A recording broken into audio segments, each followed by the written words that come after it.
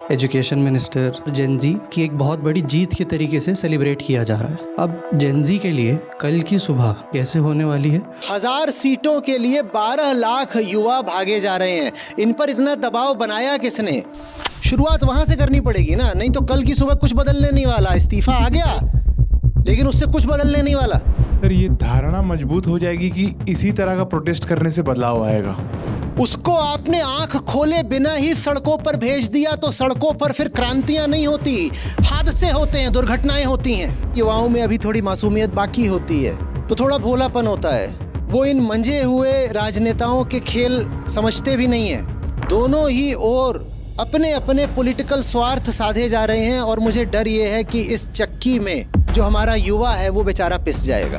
ये गाना याद आ रहा है, मुझे लग रहा है कि इस वक्त पर मैं उसको जेनजी के लिए गा दूं। नजरों में अपनी जब गिरने लगो, अंधेरों में अपने ही जब घिरने लगो।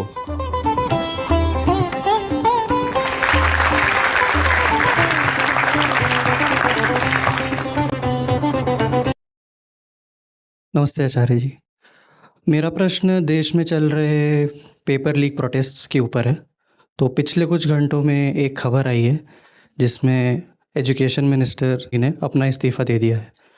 अब इसको जेनजी के द्वारा एक बहुत बड़ी जीत के तरीके से सेलिब्रेट किया जा रहा है। तो आचार्य जी, मेरा प्रश्न ये है, अब जेनजी के लिए कल की सुबह कैसे होने वाली है? और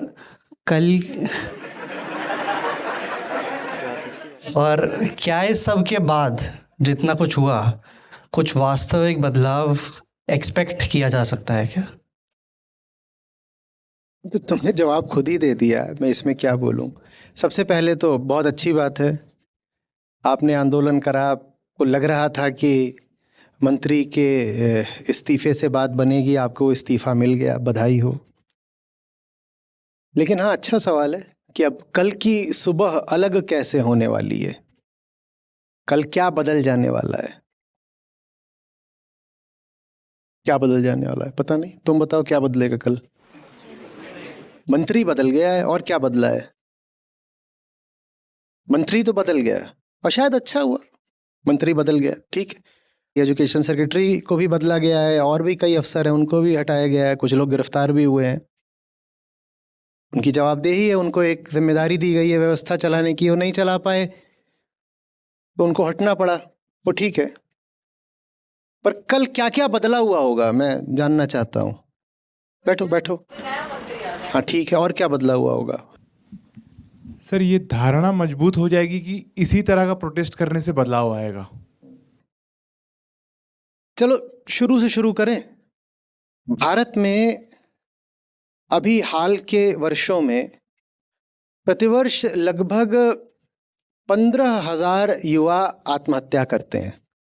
जेनजी, उनकी बात हो रही है। कितने? 15,000। और पिछले 15 सालों में ये आंकड़ा लगभग दोगुना हो गया है, दोगुना। हम क्यों जेनजी और आत्महत्या के आंकड़ों से बात शुरू कर रहे हैं? क्योंकि एक बड़ी दर्दनाक घटना घटी थी अभी नीट पेपर लीक के साथ। 10 से अधिक छात्रों ने आत्महत्या कर ली थी और वही मूल मुद्दा था, वही असली बात थी कि हमारे युवा जबरदस्त दबाव में हैं, तनाव में हैं। वही तो असली ह्यूमन ट्रेजेडी है ना, हमें उसी का तो समाधान चाहिए ना। तो मैं बात वहीं से शुरू करता हूं, बैठ जाओ।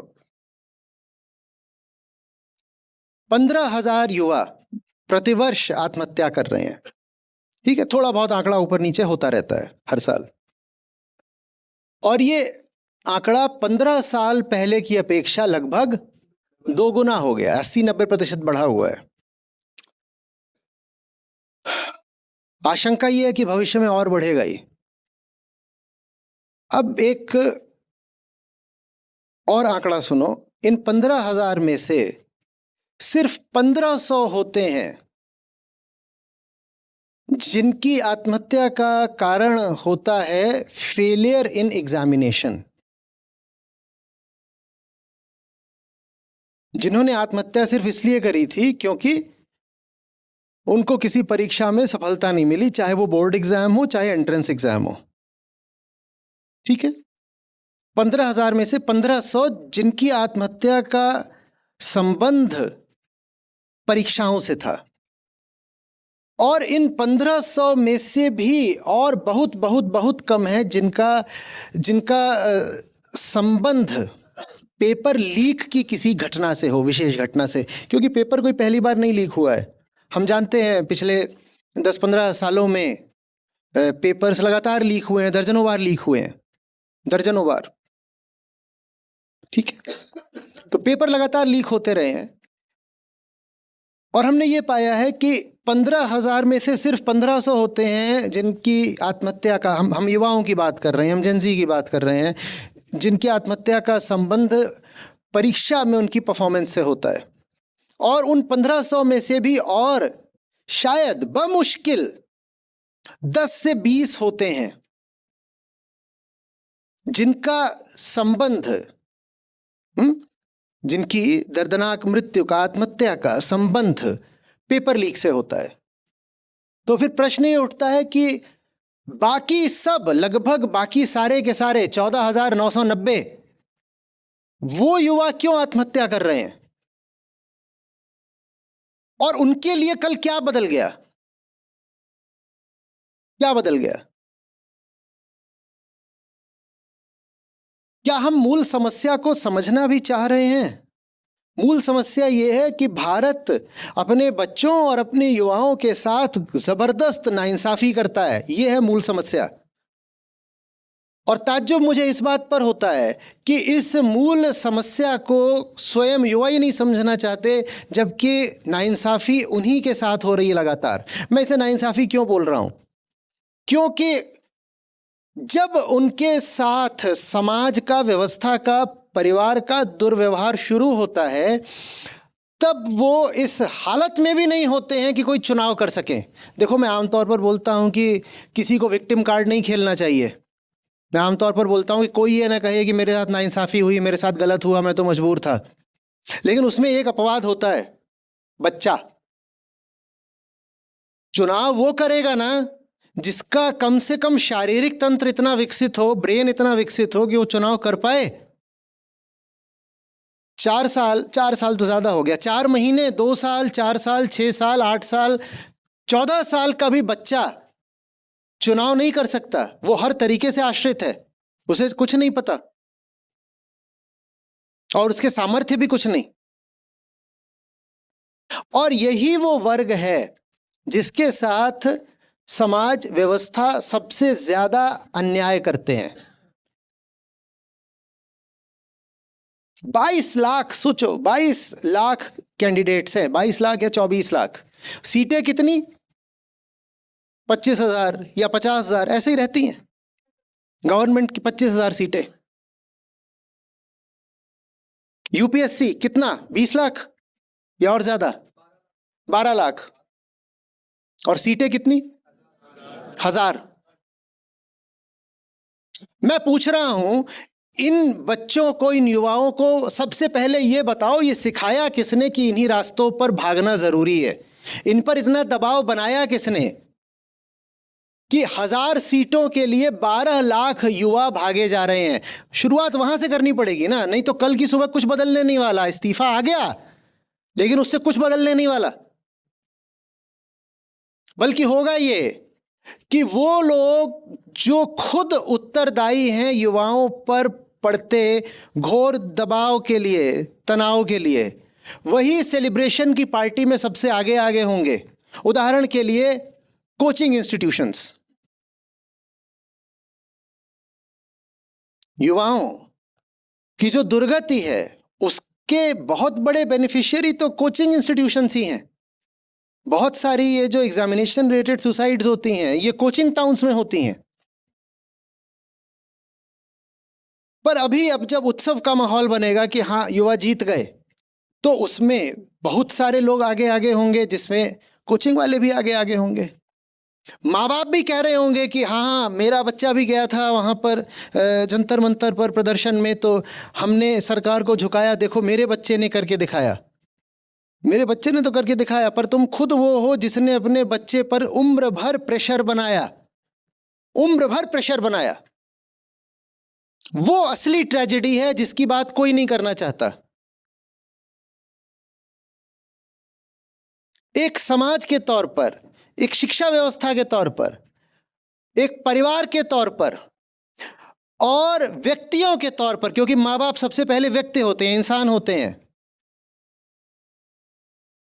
हम कैसे हैं कि हम अपनी औलादों को अपने अरमान पूरा करने का जरिया बना लेते हैं। इस सवाल पर कोई बहस नहीं हो रही, और जब कोई बहस नहीं हो रही तो मुझे डर है कि कल की सुबह अलग नहीं होने वाली। कल फिर से सुबह न जाने कितने बच्चों और युवाओं को जबरदस्ती अंधेरे रास्तों पर ढकेल दिया जाएगा। अरे हमारे अरमान और हमारी इज्जत के लिए तुम जाओ, अब इंजीनियरिंग करो, जाओ, तुम्हें डॉक्टर बनना ही पड़ेगा, क्योंकि बुआ का लड़का बन गया है ना जाकर डॉक्टर, तो तुम्हें भी डॉक्टर बनना पड़ेगा। नहीं नहीं नहीं, ये सब तुम क्या कर रहे हो, छोटी मोटी नौकरी नहीं चलेगी, प्राइवेट नहीं चलेगा, आओ घर बैठो यूपीएससी की तैयारी करो। अच्छा तुम्हें दिल्ली जाकर तैयारी करनी है यूपीएससी की, चलो हम देते हैं पैसा, जाओ, हमारी इज्जत का सवाल है, तुम हमारे सपने साकार करके दिखाओ।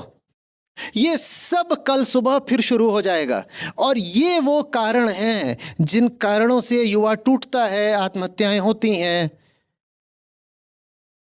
ये कारण बरकरार रहने वाले हैं, कोई चर्चा नहीं कर रहा। आज जो युवा उत्सव मना रहे हैं वही कल के अभिभावक हैं, माँ बाप हैं, है ना? और वही कल अपने बच्चों पर फिर से दबाव डालने वाले हैं कि चलो चलो चलो जिंदगी की रेस जीत कर दिखाओ। और जिंदगी है क्या वो जानते नहीं, जिंदगी का कुछ पता नहीं, पर जल्दी से माँ बाप बन जाना है और फिर अपने बच्चों को ढकेलते जाना है। ये असली ट्रेजेडी है जिसकी हम बात कर ही नहीं रहे, जिसकी बात कोई धरना, कोई प्रोटेस्ट नहीं करता। तुम सोचो तो, तुम जा रहे हो, तुम प्रोटेस्ट कर रहे हो, तुम कुल क्या बोल रहे हो? तुम कह रहे हो कि जो परीक्षा है उसका प्रोसेस फेयर होना चाहिए। तुम ये भी तो बता दो कि तुमने इस बात की कोई तहकीकात करी कि तुम्हें उस परीक्षा में बैठना भी चाहिए था या नहीं? तुम ये तो बार बार बोल रहे हो कि the exam, the entrance exam, the selection process must be fair and transparent, और ये बहुत वाजिब मांग है, मैं सहमत हूं इससे, बिल्कुल सहमत हूं। भाई आप अगर परीक्षा ले रहे हो और वो फेयर नहीं है, ट्रांसपेरेंट नहीं है, तो आप परीक्षा ले ही क्यों रहे हो? फिक्स्ड मैच कौन खेलना चाहता है?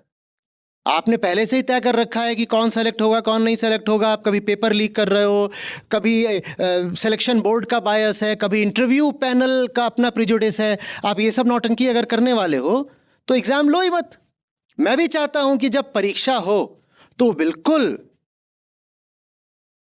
फेयर हो, ट्रांसपेरेंट हो, न्याय होना चाहिए। और मैं खुद लाभार्थी रहा हूं ऐसी परीक्षाओं का जो फेयर थी, मेरिट बेस्ड थी,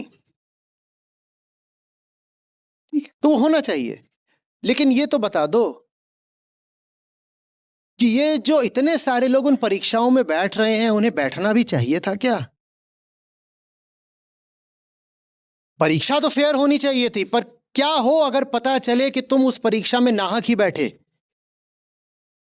कि तुम एक ऐसी सड़क के गड्ढों को हटाने की मांग कर रहे हो जिस सड़क पर तुम्हें कभी चलना ही नहीं चाहिए था। इसको तो फिर वही कहेंगे ना, बेगानी शादी में अब्दुल्ला दीवाना।